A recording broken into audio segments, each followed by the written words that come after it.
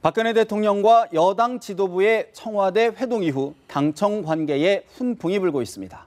신당과 분당론으로 몸살을 앓고 있는 새정치민주연합은 오늘 4차 혁신안을 발표했는데요. 정치권의 주요 이슈 그리고 여야의 움직임, 황태순 정치평론가, 이용호 원광대 초빙교수 두 분 모셨습니다. 어서 오십시오. 네, 안녕하세요. 오늘이 제76주년 재헌절 아닙니까? 67주년 재헌절인데 사실 공휴일이 아니다 보니까 국민들이나 일반 시민들 입장에서는 아무래도 관심이 좀 떨어지는 것 같아요. 근데 정의와 국회의장이 오늘 기념 축사를 발표하면서 승자 독식의 선거제도 고치자, 또 뭐 개헌 얘기도 했는데요. 네. 이 교수님 어떻게 보셨습니까? 정의화 의장님이 그 정치하시면서 동서화합 문제에 굉장히 관심이 많았어요. 그래서 뭐 그런 위원회도 만들고 세미나도 하고 이런 분인데 그 오래전부터 이 승자 독식이라고 하는 것은 소선거제가 문제가 있다. 그러니까 호남은 그 새정치 쪽, 민주당 쪽, 그리고 영남은 이제 새누리 쪽, 이게 고착이 되기 때문에 지역 감정이 점점 더 거세진다. 그러니 네. 다음 선거부터는 좀 중대 선거 구조로 좀 바꾸면서 아깝게 떨어진 사람은 좀 주는 제도. 그러니까 지금처럼 직능으로 그 비례대표를 주는 게 아니라 지역별로 배정을 해서 지역 쪽에서 좀 차점으로 떨어진 사람을 상대당에 배려하는 이런 걸 하자라고 하는 것을 사실은 주장을 해오셨죠. 예. 선관위도 사실 그런 안을 내놨고요. 근데 문제는 이 양당에서 그걸 전혀 관심을 안 간다는 데 문제가 있습니다. 그리고 소선거구제를 만일 중대선거구제로 바꾸면 지금 갖고 있는 그 현역 의원들이 선거구 날아가거든요. 네. 그렇지 않아도 지금 사실 선거구를 줄이겠다는 거 아니에요. 지난번에 이제 헌법재판소에서 그 인구 등가성 때문에 2대1로, 3대1로 됐던 거. 그러니까 제일 많은 인구와 제일 작은 인구 편차가 3대1에서 2대1로 또 줄여놨거든요. 예. 그러다 보면 지금 일부 선거가 좀 줄어드는 상황인데 석패율까지 도입해서 이게 또 그러면 현역 의원들 난리 나겠죠. 그러니까 네. 현실적으로는 좀 어려운데 그러나 하여튼 정의화 의장은 그 부분에 굉장히 관심이 많은 것 같고요. 또 한 가지 국회의장, 회담, 남북 국회회담 이 부분도 굉장히 많은 관심이 많아서 여러 차례 북계 제의를 했는데 문제는 북한 쪽에서 전혀 반응이 없다는 데 문제가 있는 것 같습니다. 사실 지역 감정 해소, 또 지금 뭐 개파주의, 여야를 막론하고 좀 심각하지 않습니까? 그런 거를 좀 해소하려면 정의화 의장의 이야기대로 좀 선거구 제도를 좀 개편할 필요도 있어 보이는데 황 소장님 어떻게 보십니까? 이렇게 보면은 이런 뭐 석패율 제도, 권역별 비례대표 그야말로 낡은 레코드 듣는 느낌입니다. 20년 전부터 계속 의장들마다 꼭 이 얘기 꼭 해오고 뭐 조금 야당이든 여당이든 그때마다 조금 뭐 진보적인 색채를 띠고 저 개혁적 이야기할 때마다 이야기해오는데 현실적 지역 감정이라는 것이 우리 이런 것이죠. 지역 감정 얘기합니다만은 우리가 문제는 애양심을 갖다 탓할 수는 없어요. 문제는 나 아니면 안 되겠다는 그런 배타적인 지역 이기주의가 문제인 것인데 그 인간의 본성에 바탕한 그런 부분들을 갖다가 제도가 고칠 수 있다고 생각하십니까? 좀 완화시킬 수는 있겠죠. 그러나 앞서 우리 이용호 교수 말씀하신 대로 일본 같은 경우는 예전에 중대선거구제도에 석패율 제도였어요. 예. 다 도입했었어요. 그래서 한 지역구에 5명, 보통 4명 내지 5명 뽑은 적도 있고 역대 총리 지낸 사람이 뭐 이렇게 뽑혔는데 한 사람 떨어지면 석패율로 다시 비례를 받고 있는데 이것이 문제가 많다고 해서 일본은 오히려 우리 같은 소선거구제를 바꿔놓은 상태입니다. 우리하고 일본하고 굉장히 비슷하거든요. 정치 시스템이. 그런 면에서 과연 지금 보면 정의화 의장 말씀하시는 그런 부분들 이렇게 함으로써 석패율제 도입하고 권역별 비례대표제 도입하고 해서 과연 지역감정 극복이 되겠는가. 또 개파주의 이건 별개 문제예요. 만약에 네. 정말 우리 착각하고 있는 게 하나 있는데요. 비례대표제 늘리자, 뭐 권역별 비례대표 늘리자. 그 비례대표의 순번을 누가 정합니까? 당 지도부가 정하죠. 네. 오히려 개파가 또 양상됩니다. 바로 그런 것들이 과거 일본 자민당의 문제다. 철저히 일본의 자민당들이 이른바 개파, 보스들이 쫙 권력을 나눠먹는 그런 시스템 아니었어요? 그래서 그나마도 그것을 극복하자고 소선거구제를 바꿔놓은 것인데 지금 뭐 우리나라 정치인들은 지금 뭐 지향점이 어딘지 모르겠어요. 예. 아니 이래서 개파주의 극복이 될 것인가. 그리고 자꾸만 보면 2년 국회의장은 사실 임기가 2년입니다. 2년 되면 뭔가 자기 2년 중에 뭔가를 남기고자 하는 그런 욕구가 넘쳐서 그런지 모르겠습니다만은 전반적으로 어떤 정부의 어떤 대북 정책 방향과 궤를 갖다 경우에 따라서 굉장히 달리하면서 북한에 가서 어떻게 하면 쿡 찔러보고 그다음 이런 문제 쿡 한번 찔러보는 것이 자기가 뭘 했다는 흔적으로 남기려는 뭐 그런 모습들을 보이는데 뭐랄까 이 단발성 어떻게 보면 아까 이용호 교수 지적해 주신 대로 실현 가능성이 별로 없는 이야기를 잠깐만 남발하는 것은 오히려 정치 불신을 갖다 더 초래하는 네. 안 좋은 결과를 갖고 뭐 오게 됩니다. 재헌절이다 보니까 충분히 헌법의 가치, 어떤 헌법의 어떤 그런 가치들을 구현하기 위한 어떤 제안인 것 같고요. 그리고 실제로 헌법이 이제 87년도에 지금 헌법이 이제 개정되지 않았습니까? 그 당시에는 이제 하도 장기 집권하다 보니까 그 5년 단임으로 바꿨거든요. 그리고 벌써 이제 40년 안 됐구나. 거의 뭐 네. 임박하잖아요. 네. 그러니까 헌법 자체가 헌법이 됐다, 낡은 법이 네. 됐다. 그러니까 지금의 어떤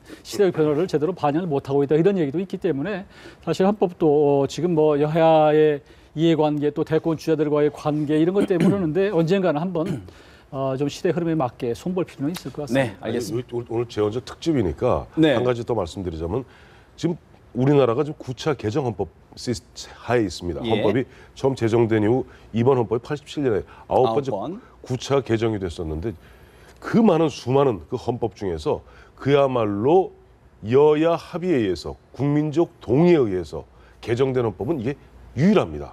그리고 지난 27년, 28년 동안 지금 작동되어 오고 있는데 당초 말씀하신 대로 87년 헌법을 갖다 만들었던 건 두 가지입니다. 장기 집권 안 된다. 단임제 실시, 단임제 반드시 단임으로서 장기 집권 막고 네. 어떤 그런 장기 집권 폐해를 막겠다. 또 하나는 뭐 핵심이 직선제예요. 예. 그러니까 유신 치하부터 한 17년 동안은 간선안이었어요. 그러니까 내 손으로 대통령을 뽑고 또 장기 집권을 막겠다. 그것 충분히 이루어져 있고 또 87 체제 하에 죄송스럽습니다만은 우리가 올림픽도 치르고 그다음에 한일 월드컵도 치르고 우리 경제가 뭐 얼마나 커졌습니까? 저는 자꾸만 보면 현재 뭐 시스템이 뭐가 좀 문제가 있다는 식으로 이야기하는데 완벽하지는 않지만 그래도 우리가 네. 선진 문턱에 들어설 수 있도록 우리의 틀을 갖다가 밀어주었던 이 체제는 87 체제예요. 문제는 이런 부분에서 문제점이 있으면 그걸 조금 우리가 양보해 나가면서 그것을 지켜나가는 그런 노력을 기울여야지 이 시스템을 바꿔서 뭐 중임제 대통령제로 바꾸면 뭐 별 나아질 것 같습니까? 예를 들어서 내각제로 지금 바꾸겠다. 내각제로 바꾸면 아마 입법 독재가 더 심해질 거예요. 이와 같은 저와 같은 그 많은 문제점들이 있고 또 보면 무엇보다도 개헌 논의를 벌이기 시작하면 이게 블랙홀이 됩니다.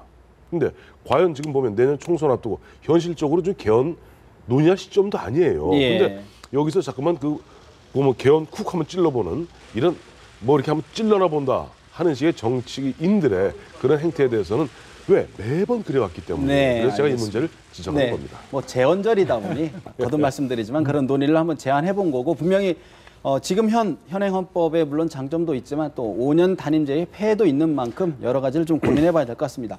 주제를 바꿔보겠습니다. 어제 청와대와 여당 지도부가 만났는데 당청 관계 복원이 정말 급물살인 것 같습니다. 22일에는 고위 당정청 협의회도 열기로 했는데 이 교수님 현재의 상황 어떻게 평가하고 계십니까? 그 비정상의 정상화 당연히 사실은 그렇게 했어야죠. 그게 어떻게 보면 이제 유승민 전 원내대표 이 사퇴 파동 때문에 어려졌고 그동안에 이제 소통이 단절돼 있었는데 당연한 거예요. 사실은 그 집권 여당과 청와대가 만나는 게 이게 뭐 뉴스가 돼서는 안 되는 거죠. 한 달에 한 번씩 매일 만나도 좋고 현안 있을 때마다 만날 필요가 있다.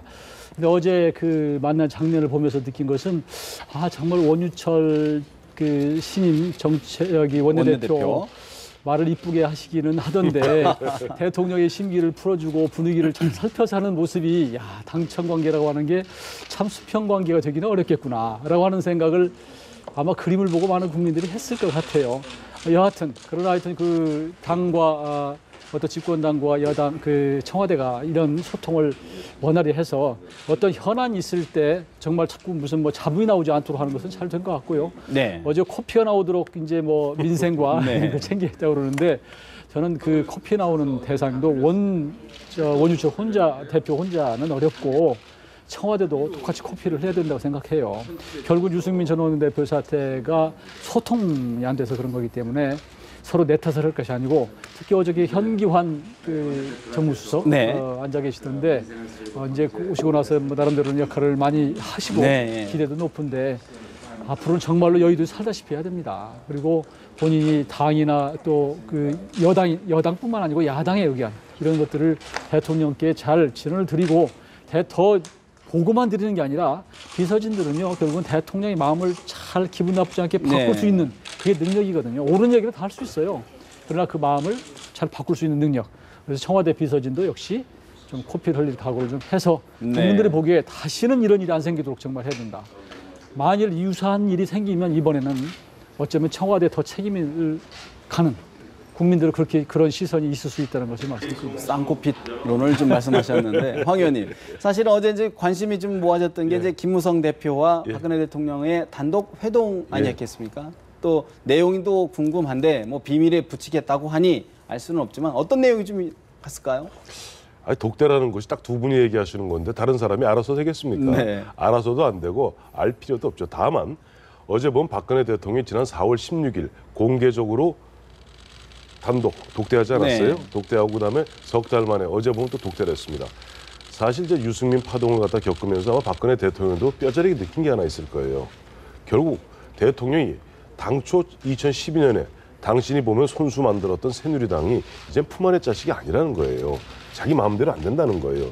이번에 유승민 사태도 결국 김무성 대표의 힘을 빌어서 김무성 대표의 손을 빌어서 정리하지 않았습니까?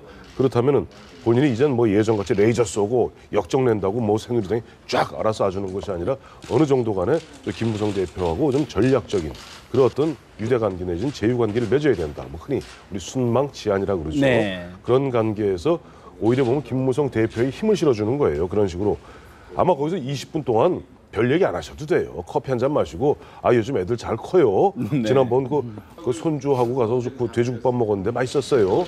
이런 얘기도 괜찮습니다.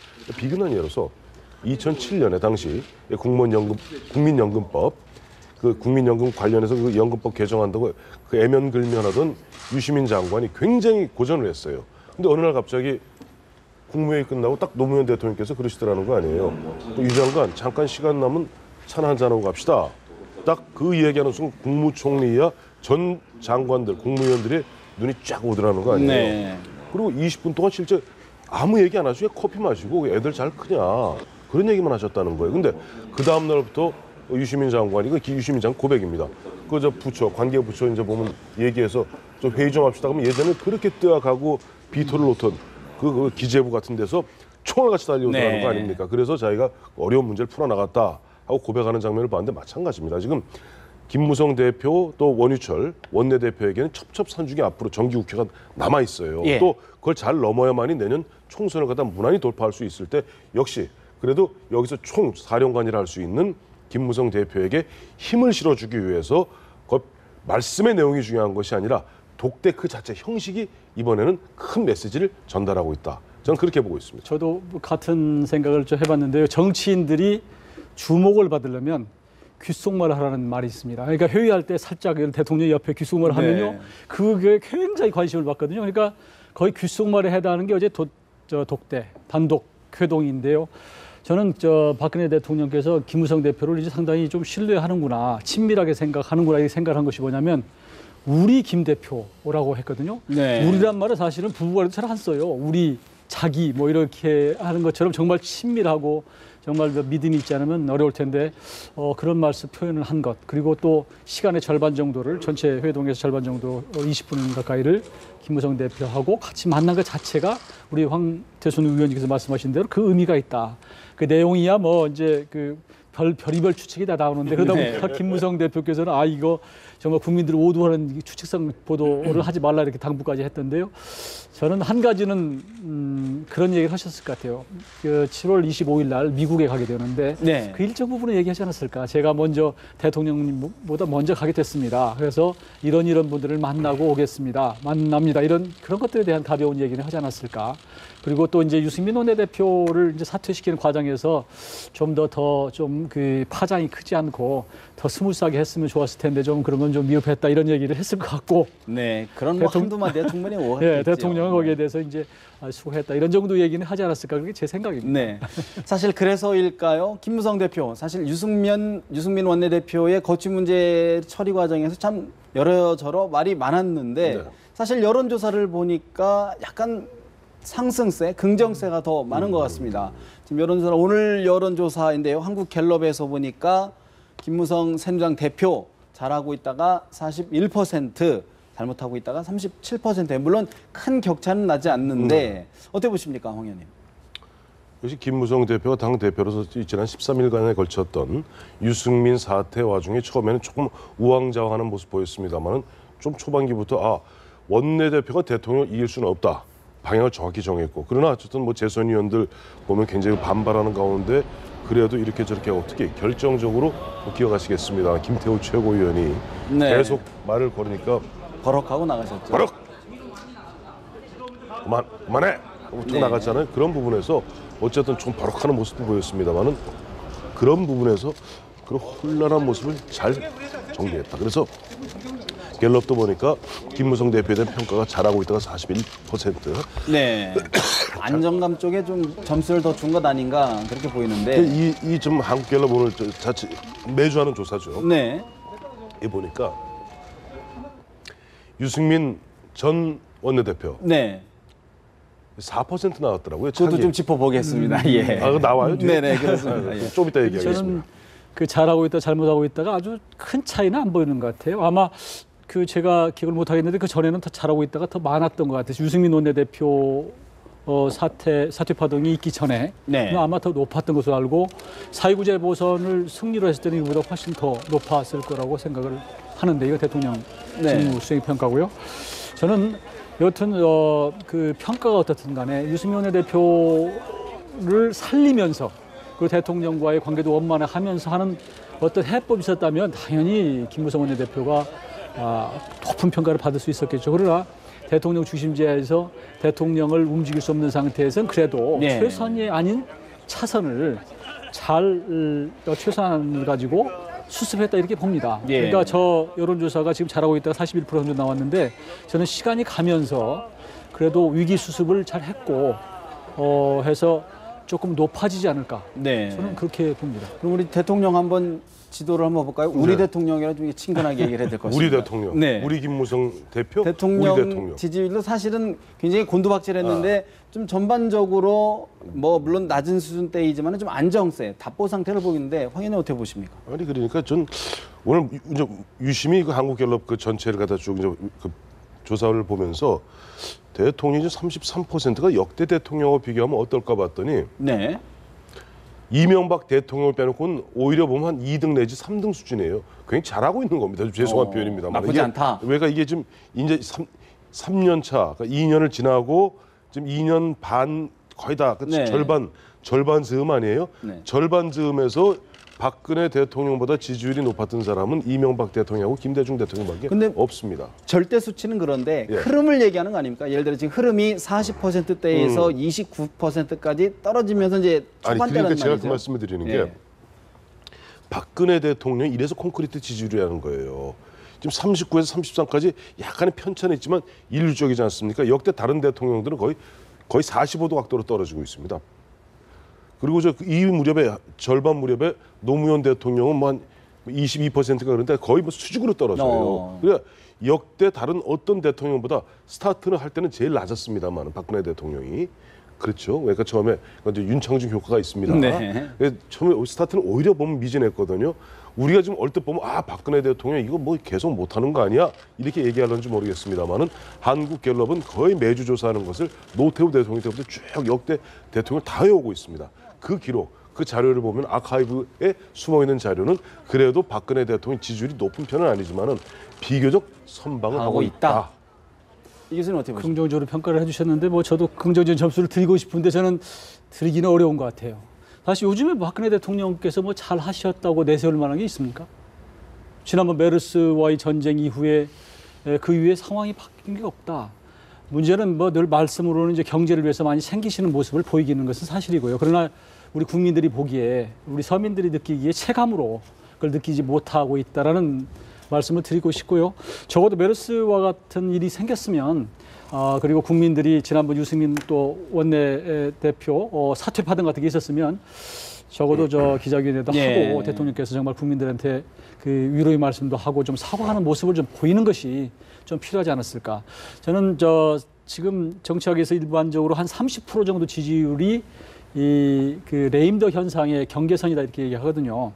그러니까 그 레임덕이라고 하는 것은 본인이 하시고 싶은 것, 대통령이 하고 싶은 것을 못하는 것을 이제 네. 이 그 레임덕이라고 그러는데 저 정도 지지율을 가지고 앞으로 4대 개혁이나 그 국정 현안을 힘있게 밀고 나갈 수 있을까라는 걱정이 들어요. 그래서 네. 좀 더 국민과 소통도 하고 여당과 아까 이제 앞으로 뭐 더 하시겠지만 그런 모습을 더 적극적으로 해주실 필요가 있다. 그런 말씀. 하나만 아까 짚어보겠습니다. 유승민 원내대표의 지지율 하나만 좀 보고 네. 짚어가 보겠습니다.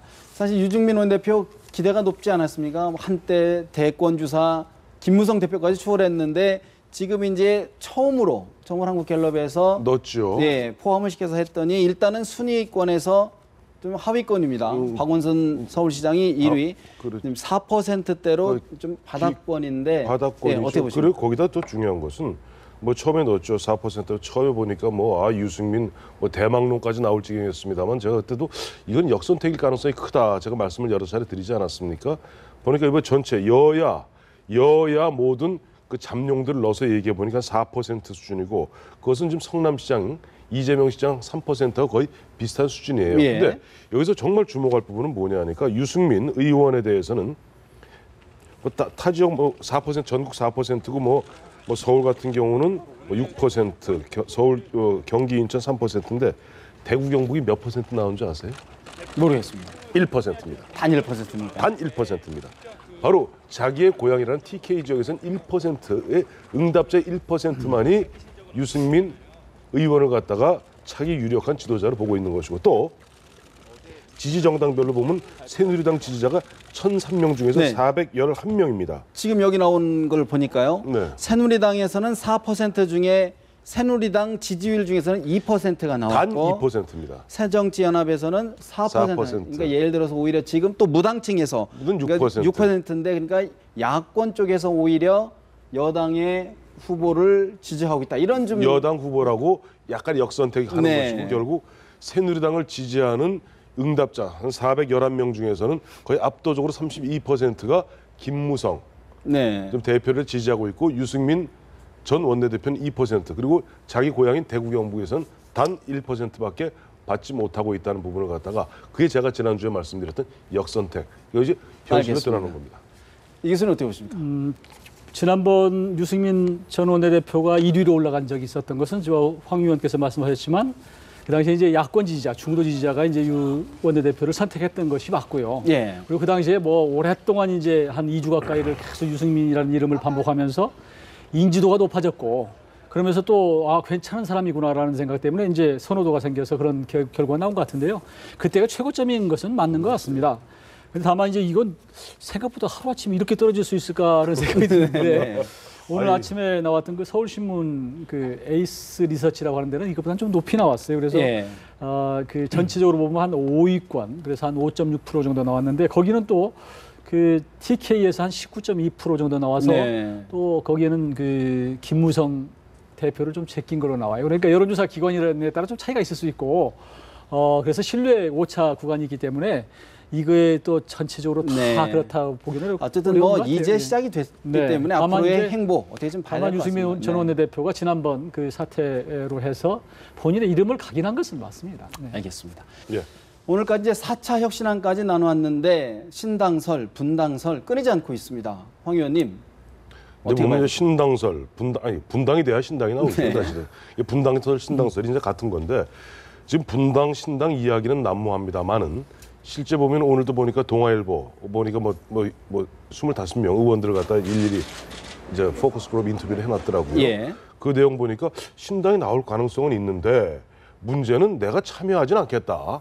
이 요지는 그거예요. 뭐냐니까 지금 뭔가 이쪽 새정치민주연합의 호남 의원들도 어떻게 지금 혁신 위에서 네. 어떤 가시적 마지막 최종 결론이 나오나를 보는 거예요. 이거 네, 그림이 나옵니다. 그림이 나오는데 그게 나오기 때문에 예. 결정적으로 만약에 그 혁신안이 나왔을 때 내가 큰 손해 볼 게 없다 싶으면 굳이 내가 왜 분당하고 내가 왜 신당하고 왜 내가 분당하고 신당합니까? 아마 그럴 거예요. 의원들 입장에서. 신당 가능성은 있어 보이는데 그래? 내가 그 신당에 참여하진 않겠다. 이런 그런 건 기류죠. 뭐냐니까 지금 신당 가능성, 분당 가능성을 놓고 레버러지라고 그러죠. 이제 지렛대로서 지금 문재인 대표나 혁신위에서 혹시라도 이런 아까 조금 전에 우원식 위원 뭐 이런저런 말씀하셨습니다만 요지는 의원들의 관심은 오로지 보면 어떻게 공천되는 것인가 여기에 달려 있지 않습니까? 그리고 거기서 잠깐만 압박을 넣는 레버리지 즉 지렛대로서 지금 분당설 신당설 나오는데 누구도 보면 130명 거대 야당의 그 따뜻한 울타리를 갖다 뛰쳐나갈 용기 있는 의원이 없는 것 같아요. 사실은 제가 용기라는 표현을 왜 쓰냐니까 대한민국 헌정 체제에서 121석 이상을 가진 야당은요 대통령보다 셉니다. 왜? 국회 선진화법 때문에 121명만 주고 있으면은 대통령도 쥐락펴락할 수 있는 것이 대한민국 국회 운영 시스템입니다. 130명 아니에요? 여기서 누가 따뜻한 야당의 울타리? 네. 예전에는 이제 야당의 울타리가 별로 따뜻하지 않았습니다. 지금 야당 울타리 따뜻해요. 네. 그걸 누가 뛰어나가려고? 그것도 보면 누가 선도적으로 뛰어나가려고 그러겠습니까? 그러다 보니까 지금 이렇게 저렇게 변죽만 올릴 뿐이지 이렇게 좀 신당 분당 얘기 나고 또 거기 보면 혁신은 위대로 마이웨이죠. 내가 갈 길 가겠다. 좀 국민들이 보기에 좀 어설픈 그런 모양이 연출되는데 결론적으로 나중에 한 연말이나 좀 돼서 그때 뒤늦게 이제 공천 뭔가 이제 공천 이제 칼질들이 시작되었을 때 그때 탈당한다 그러면 이미 늦거든요. 그런데 지금 새정치민주연합 내 호남 의원들은 서로가 눈치를 볼 뿐 현재까지는 찻잔 속의 태풍이다. 찻잔 속의 태풍이고 박준영 전 전남지사의 어제 탈당이 나비 효과를 내기에 역부족이다. 아직은 좀 새정치민주연합 내 그 의원들이 아직은 지금 반신반의하면서 문재인 대표나 혁신을 바라보는 거예요. 이 교수님 어떻게 보십니까? 저는 좀 다른 시각에서 보는데요. 박준영 그 전 전남지사 그 지사를 3번 한 분이고 그리고 이제 그 정도 도지사를 하다 보면 그 시군별로 나름대로 조직이 있습니다. 그러니까 그분들이 아마 많이 요구를 할 거예요. 그리고 이제 본인도 새로운 이제 국회에서 일을 해보고 싶은 생각도 한켠에 있을 것이고요. 그런 기본적인 정서, 숱한 여러 가지 이제 여론조사 이런 걸 보면은 사실은 뭐 신당 여건은 돼 있는 것 같아요. 적어도. 그런 상태에서 이제 그 어느 일간지에서 조사를 저기 했죠. 그랬더니 신당 가능성은 높은데 높다. 자기는 뭐 거기에 참여를 좀 고민하겠다 이런 건데요. 이게 실제로 기자들 가서 일일이 물어봤을 거 아닙니까? 그러면 국회의원이 2단계에서 그러면 내가 가겠다고 얘기하겠습니까? 그거 다 오픈되는 거거든요. 나중에 내가 신당 생기면 거기에 참여하겠다 그러면 그거 동의했다가 나중에 해당형입니다. 윤리심판원에서 그만두지 않아요. 그러니까 지금은 속 마음이 있어도 그럴수록 포카페이스로 갈 수밖에 없다. 그러니까 요즘에 이제 유일하게 이제 계속 얘기하시는 분이 박주선 의원인데 그분은 거의 결심을 하신 것 같아요. 나머지 분들은 속마음이 있어도 그 시기를 보고 여건을 보는 것이 아닌가. 저는 그래서 그런 차원에서 박준영 지사가 탈당한 것은 가을이 오고 있다. 그리고 오동님이 떨어진 거예요. 저는 이제 서서히 가면서 더 많이 떨어질 거고 때가 되면 가을이 온다. 저는 그렇게 봅니다. 한 가지 비가 왔어요. 봄이 봄이 아니고 가을이 옵니다. 한 가지 좀 더 짚어야 될 게 사실은 지금 뇌건과 같은 게 정체성 부분 아닙니까? 현재에서 좌클이 갈 것이냐, 좀 더 우클이 갈 것이냐 이 부분에 두고 굉장한 노선 투쟁이 있을 것 같은데 어떻게 보십니까? 지금 보면은 혁신위의 구성이라든가 또 문재인 대표의 의중이라든가 보면은 문재인 대표가 당초 처음 보면 28 전당대회 직후에 처음 찾았던 곳이 어디입니까? 국립묘지에 이승만 전 대통령, 박정희 전 대통령 묘소를 찾았습니다. 이른바 중도로서의 외연 확장, 중도 포용 이런 것들이 그 당시 보면 정청래 당시 최고위원한테 뭐 히틀러니 뭐 나치즘이니 뭐 일제니 뭐 별 욕을 다 먹지 않았어요. 그런 가운데 지금 이렇게 우왕좌왕하다 여기까지 왔는데 지금 보면 정체성 이야기. 당초 오늘도 정체성 문제를 갖다가 포함시키려고 그랬죠. 근데 이걸 다 넘기지 않았어요. 지금 그 정체성 문제는 8월 달에 있을 이제 두 번째 시리즈죠. 첫 번째 시리즈 4차 회의까지 해서 이번에 중앙위원회에서 20일을 통과시키는 거고 이제 8월 중에 있을 공천 제도, 공천 시스템 얘기할 때면 정체성 문제를 거론할 거예요. 그 정체성 문제 얘기하면 비노들이 기절 초풍을 합니다. 왜냐 2012년 당시 친노 중심으로 한명숙 대표 체제 때죠. 그때 칼질할 때 그 강철규 당시 공심위원장, 그다음에 이제 안병욱 비례대표 공심위원장 앉혀놓고 한명숙 당시 대표 칼질했잖아요. 그때 기준이 뭐였습니까? 바로 정체성이었어요. 정체성이 뭡니까? 누가 더 선명하냐? 누가 더 운동권적 기질을 갖고 있냐? 누가 이른바 반정부적 왜 소리를 많이 외쳤느냐, 극단적으로 누가 돌을 많이 던졌느냐, 이 기준으로 따졌거든요. 그러다 보니까 비례대표 21명 중에 19명이 주르륵 운동권 및 친노들이 득세하게 되고, 또 지역구 공천에서도 그야말로 친노들이 득세하는 가운데 이른바 좀 실용주의를 할 수 있는 관료 출신이라든가 장관 출신들 다 그야말로 공천 학살당하지 않았습니까? 그러니까 지금 정체성 이야기하면 비노들 입장에서는 친노들이 2012년 한명숙 대표 체제 때 바로 지금 강철규, 당시 안병욱 두 사람 갖다가 양 쌍칼 갖고 목 치려는 거 아니냐? 치던 그거 갖고 이번에도 또 그 정체성을 누가 평가합니까? 그걸 개량화시킬 수 있는 게 아니거든요. 내가 그렇다면 그런 거예요. 이 굉장히 문제가 큽니다. 정체성이라는 게.